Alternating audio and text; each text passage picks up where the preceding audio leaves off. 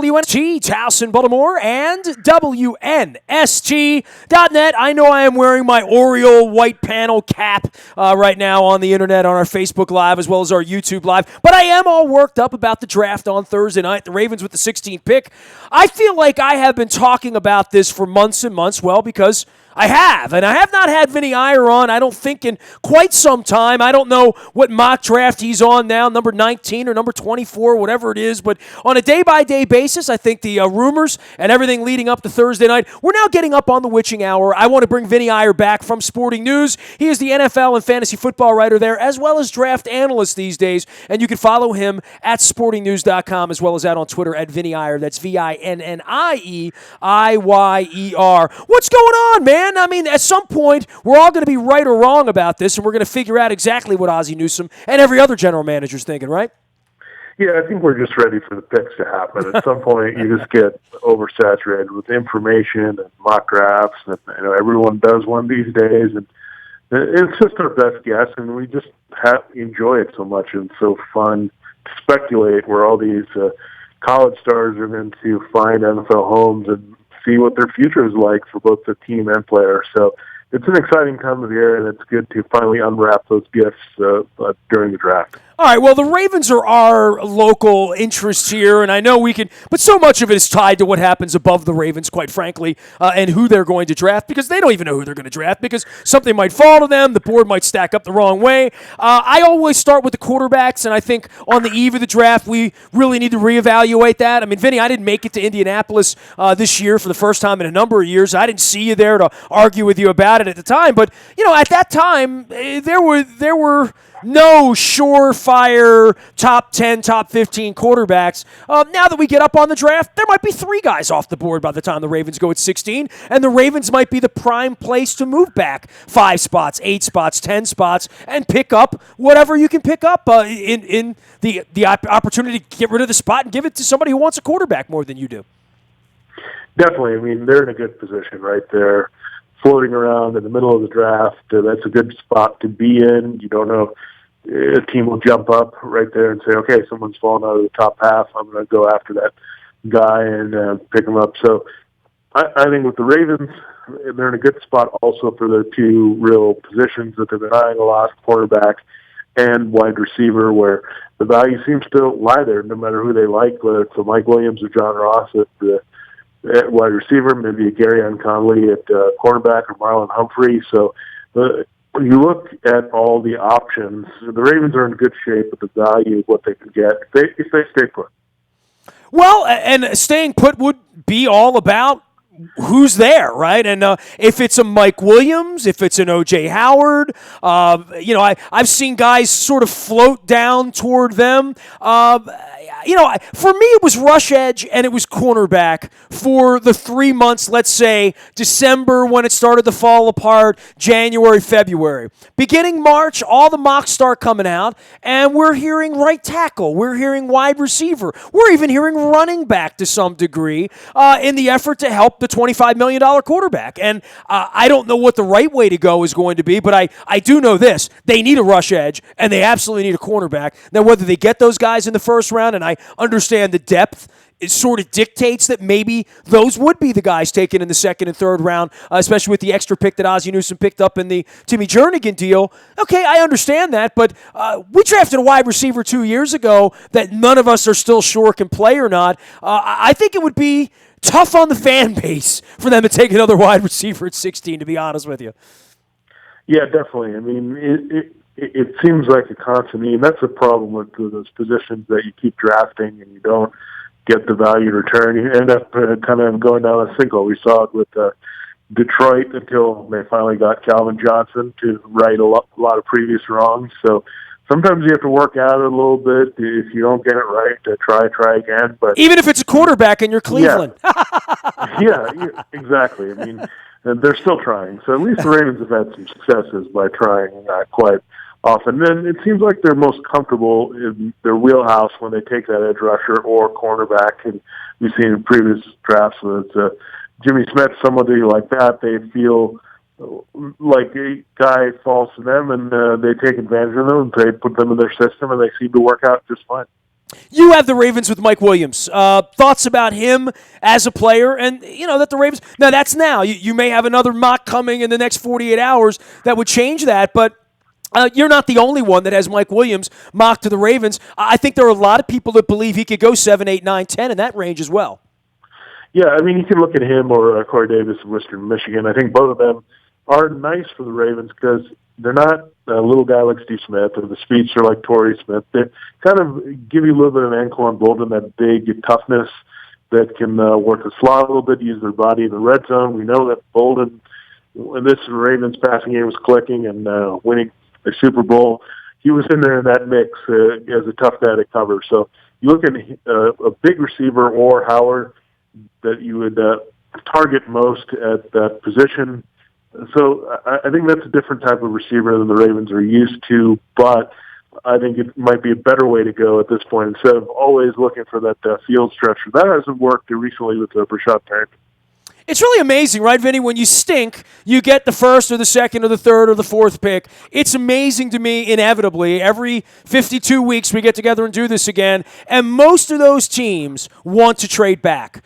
For whatever reason, whether it's being gun-shy and using the third or the fourth or the fifth pick and what that represents and what Ronnie Stanley has to represent as a sixth pick for the Ravens from last year versus like a John Ogden, let's say 21 years ago now, I'd say 22 drafts ago. But, I look at this and I say, if the Ravens were in that position, where would they go? Who would they want? But for the teams without the quarterback, none of these teams have a quarterback, really, right? So, and I don't think any of them really believe that Deshaun Watson or Trubisky is that guy. If they certainly believe that, it will be a shock on Thursday night. You have Deshaun Watson going above all these guys, right?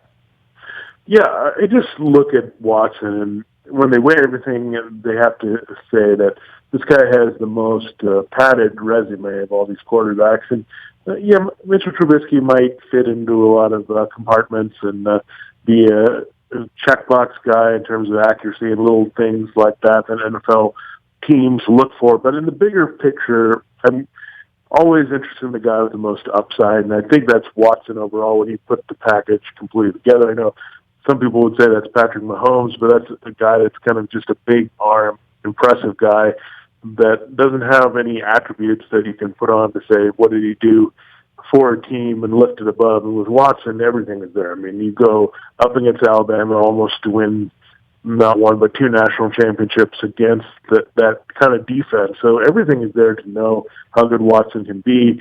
I think teams are a little afraid of those type of guys still, those guys that spread offense, athletic guys, but there are a lot of other attributes to like about Watson, especially his wins and everything they can bring as a leader. He is Vinny Iyer from Sporting News. You can follow his journey out on Twitter at Vinny Iyer as well as at sportingnews.com. I am reading from his mock draft. You can too. And you have three quarterbacks going in the top 13. You have Mahomes going to the Cardinals at 13, the Browns, Trubisky at 12, and you have Deshaun Watson going at 6, which is the highest I've seen him anywhere. But I would say this. You also have Hassan Reddick off the board when the Ravens get up at 16.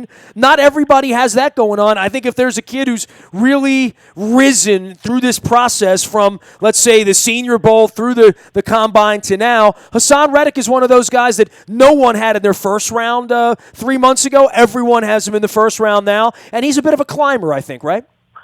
Definitely. I mean, you look at Reddick, and I think what people realize is when you look at him more closely, yeah, he can be an edge rusher, but he can also work inside in a 3-4 as well and get to the quarterback that way. So he has some versatility for a lot of schemes now that want guys that can flip outside and inside to be productive, and that's definitely one of the attributes that draws a lot of people to Reddick. I mean, I think he's one of the more versatile players that you can get in the first round. I think with Reuben Foster, he's going to be inside linebacker and work and get a lot of tackles in that C.J. Mosley type vein. But with Reddick, I think you can flip him to different positions. He can work in a variety of defenses. So I think that is a very attractive first-round pick. Well, I think if three quarterbacks are off the board before 16, I think it would really hinder the Ravens' chances of dealing back, right? I mean, that will be sort of the wild card that when the run on the quarterbacks begins, and let's be honest, there might be 3 or 4 quarterbacks in this draft. There's still 10 or 12 teams that need one. So that will dictate the pace of this thing on Thursday night. I think that this could set up to be a really crazy first round with deals, with drama. I don't think teams are just going to pick 1 through 32 in the order that they're presented right now. I don't believe that. Yeah, I think the quarterback is a great point there. That if say a team like the Texans at 25 sitting there and see a quarterback drop that first 3 so-called consensus, then the Ravens are in position. They're thinking another player that maybe the Ravens should consider themselves. But if a team would go up and if you would fall as Christian McCaffrey, I think you're just looking for the special players that are uniquely tailored to a team and or just have skill set that you can't get all the time. And then in that sense, that's how you're going to get the Ravens being able to trade down. You have Derek Barnett slipping to 19 at the Tampa Bay Buccaneers, but of course, part of that is because of this quarterback thing we're talking so much about. Boy, he was a top 5 guy most of the time. I don't think he did anything on tape to, make anybody think anything differently in the course of the season, and yet I see him as a bit of a faller, and I also see him as a huge need guy, Suggs-ish kind of guy that a team like the Ravens would be very hard-pressed to pass on. Yeah, it's just hard to figure out exactly what position he plays. I think, to me, he's a 4-3 end, and that's hard to justify the Ravens making that type of pick. There, I mean, I think he's also kind of boom or bust. There's just a lot of he's either going to be a 10-sack guy or he's going to be a guy that gives you limited moves there and really struggles in the NFL. So some people see him as one way or the other. So he's become more risky as things have gone on. And I think overall, any defensive lineman in this draft is kind of hurt by the weakness of it. I mean, you saw Jonathan Allen with his shoulder issue, and he started to slide down. If you're not Solomon Thomas up there early out of Stanford, I think there are a lot of question marks about how top-heavy this defensive line class really is.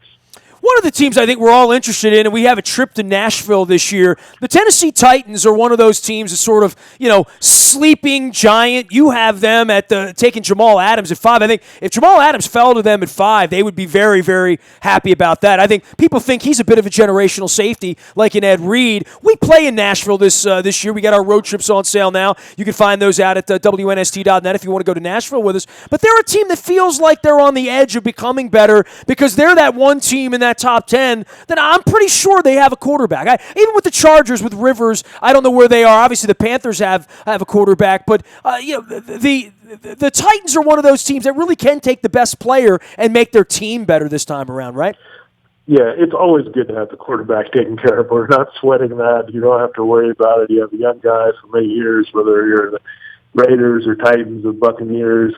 They can just feel good that they've got their guy and they can go forward. And the Titans, you look at their draft last year, was spectacular with Jack Conklin in there. It was a great pickup, and later Derrick Henry was a great complement to what they wanted to do with DeMarco Murray. So they're on a roll here with John Robinson. So if they can get these 2 picks and knock them out of the park, I think they'll somehow, in some combination, go offensive playmaker, defensive playmaker. With these 2 picks, I think this is a team that you can watch out for in the AFC South. I think it's up for grabs now. The Texans having the quarterback issue. The Colts are always all over the board. The Jaguars may have taken a step back. So it's all right there for the Titans with 2 solid picks. And Houston's still looking for a quarterback, of course, and that we're hoping to them to have a need at 25, and we're at 16. Vinny Iyer joins us here. He's from Sporting News. He is their draft analyst, as well as doing fantasy football in season, and is always on a program, and we appreciate your time. Before I let you go, and I've done this with every guest we've had here for the last month and a half, give me one player you really like, Vinny. One guy you're going to come up to me 2 years from now at a Super Bowl or 3 years from now at a combine where we run into each other and you're going to say, I told you about this guy back in 17 before the draft. Give me a player you love. Well, one guy for sure I love is McCaffrey. I just think he's just a special back, and there's been a lot of questions how well he fits in the offense. I just want him on the field for any offense and see what he can do from there, because just a special, special guy. So that's a guy, if he's hanging around past the top 10, I'm banging the table for him for any of these teams if I'm in their word. Hey, man, I appreciate the insights as always. We'll send everybody out to Sporting News to find you, as well as at Vinny Iyer on Twitter. Rest up. We got some long nights ahead here, as Sticks used to sing about, right? Yep, definitely, Nestor. Thank you. You got it. VINNIEIYER. That's Vinny Iyer out on Sporting News and on Twitter. You can find me in the Buy a Toyota Audio Vault 24 hours a day from anywhere in the world on your mobile device. Just download the TuneIn radio app. We come in crystal clear. You can listen to what you want, when you want, where you want, how you want. It is the BuyAToyota.com Audio Vault. Our road trips are up. Nashville, it's true. Green Bay, Minnesota, London. The road trips tab is there for you at WNST.net. We have the $100 off this week and next week if you purchase early. Every trip, $100 off per person if you get in now. Nasty at WNST.net finds me. Facebook, Twitter, LinkedIn, Snapchat, Instagram, streaming live on our Facebook. And don't forget, we will be texting out any moves, any trades, any picks all weekend long. Luke's handling that for you. If you love the draft, if you love the team, but you're out with your kid's recital or you got a lacrosse game or wherever you happen to be over the weekend, if you're on the text service, you get it first. All of that brought to you by Coons Ford of Security Boulevard. And Dennis is here before and after the draft, 3 to 5 on Thursday, and of course every Thursday with the SSV on WNST. I am Nestor. We are WNST.net, AM 1570 and WNST Towson, Baltimore, and we never stop talking Baltimore sports.